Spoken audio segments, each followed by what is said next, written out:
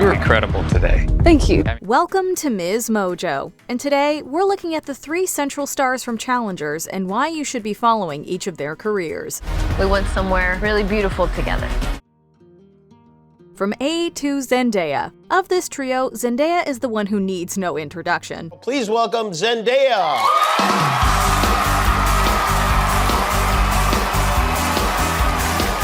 Of course, Zendaya has come so far that it's easy to forget where she started. The youngest of 6 siblings, Zendaya was already well-versed in theater and dance when her family moved to LA where she attended high school. Zendaya booked several commercials, most prognostically as a backup dancer in a Sears ad featuring Selena Gomez. Just as Disney Channel put Gomez on the map, Zendaya became an icon to a generation raised on Shake It Up. Good morning! Ladies and gentlemen, we are here for your commuting entertainment. Although she auditioned for CeCe Jones, a role that went to Bella Thorne, Zendaya was cast as co-lead Rocky Blue, launching her into the mainstream as an actress and singer with singles like Swag It Out. I'm gonna swag it out. Zendaya's star kept rising with Disney Channel productions like Frenemies, Zapped, and the series KC Undercover, but she reached a new frontier of fame with her first theatrical film, Spider-Man: Homecoming. Why are you here? You don't even have detention. Oh, I know. I just like coming here to sketch people in crisis. It's you. She played Peter Parker's loner classmate turned friend turned love interest Michelle, who many correctly predicted would be the MCU's MJ. At the time, her casting generated some quote-unquote controversy with skin color at the center. The discourse quickly became an afterthought as Zendaya turned Michelle into a fan favorite throughout 3 films. Some suggest that Parker's powers include the male spider's ability to hypnotize females, which he used to seduce Jones Watson into his cult of personality. Stop. Yes, my spider lord. Zendaya's string of high-profile roles continued with The Greatest Showman, Space Jam: A New Legacy, and the Dune movies. Maybe I'll show you the way. Critics felt she gave her most powerful performance to date on TV, winning multiple primetime Emmys for playing Rue Bennett in Euphoria. You wish I was different? So do I! By 2024, Zendaya was among Hollywood's biggest stars, leaving her mark in almost every medium and regularly slaying the red carpet. Absolutely. Your most iconic red carpet moments, do you have a couple favorites?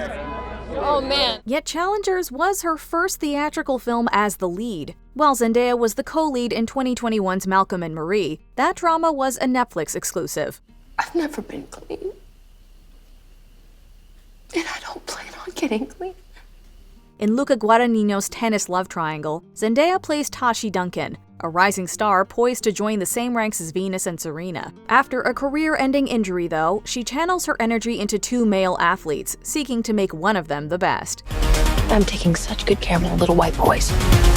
Just as all eyes are on Tashi, audiences will mainly go to Challengers for Zendaya. While Zendaya delivers another commanding performance, audiences should be equally enthralled by her co-stars, asking where they've seen them before. Josh O'Connor's Hollywood coronation. Born in Southampton, England, Josh O'Connor started honing his acting skills at age 7, playing the Scarecrow in his school's production of The Wizard of Oz. O'Connor continued to pursue acting well into high school, providing an outlet for him to overcome his dyslexia. Who's one character you've always wanted to play? I think probably I would love to play Willy Wonka, but like a dark Willy Wonka. I know they've just made a Wonka film with Timothée Chalamet, but I would really like to play a sort of darker version of him. By his early 20s, the British actor started landing one-off roles on shows like Lewis and Doctor Who.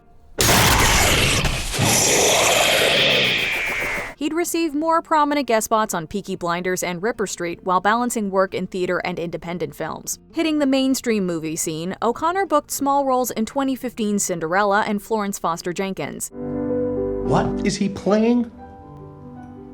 Critics noticed his potential as a lead in the LGBTQIA+ romance God's Own Country, helping O'Connor score a BAFTA Rising Star Award nomination.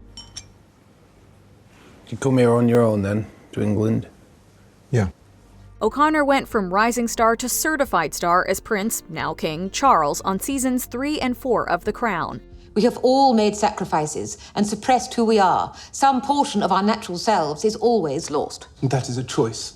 Initially, he was reluctant to audition, believing there wasn't much to Charles beyond being a, quote, very rich and posh man. O'Connor became more intrigued after reading Charles's dangling man monologue. I sometimes feel like the main character, whom he describes as existing in a timeless and slightly ridiculous abyss. Charles's whole life is building toward becoming king, but he can't fulfill his purpose until his mother dies. Until then, Charles spends most of his youth being mistreated at school and driven away from the woman he loves, while receiving little affection from his mother. Whereas Season 3 establishes Charles as an empathetic figure, the audience's sympathies shift to Princess Diana in Season 4, as her husband sours into a more controlling, callous character. Tearing up. Who are you referring to? Camilla.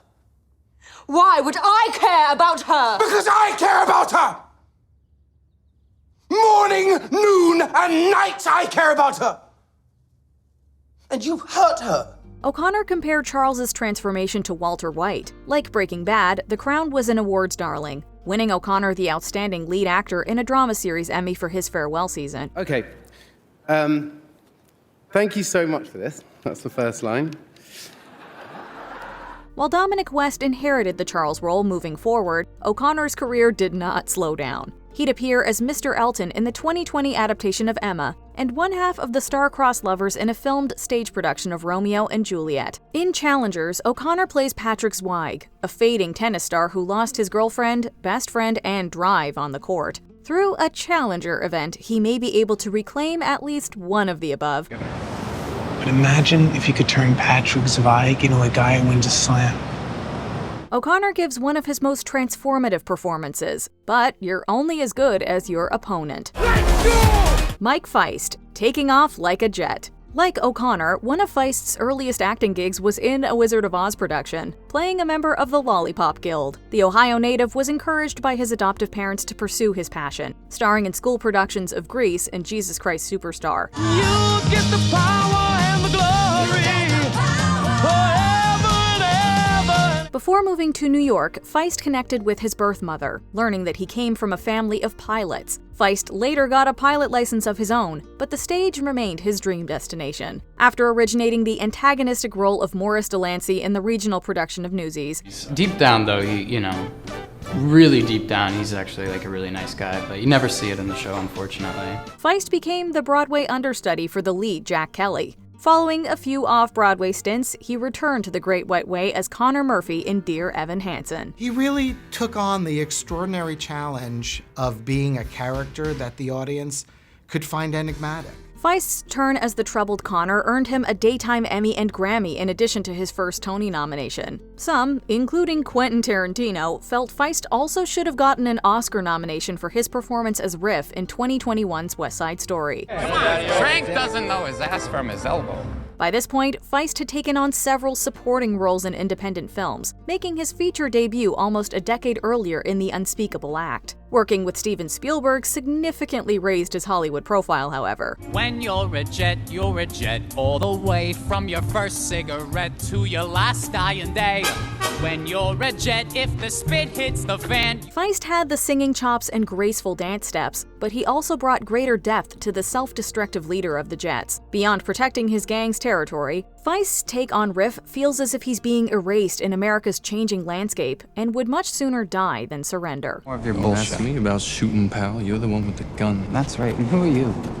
Friend or foe? While Feist continued to work with other high-profile directors like Jeff Nichols in The Bike Riders, he didn't abandon his roots. Feist returned to the stage in a West End production of Brokeback Mountain. Slow is emotion like cologne, drama. Acting opposite Lucas Hedges, Feist put a fresh twist on Jack Twist, who can never be with the man he loves beyond their secret sanctuary. When Josh O'Connor starred in God's Own Country, it earned comparison to a modern Brokeback Mountain. It's serendipitous that Feist and O'Connor would star as friends turned opponents in Challengers. It's nice to see you lit up about something. As Art Donaldson, Feist plays a tennis pro whose comeback match may save his marriage, but will further strain a bitter rivalry. I love you. I know.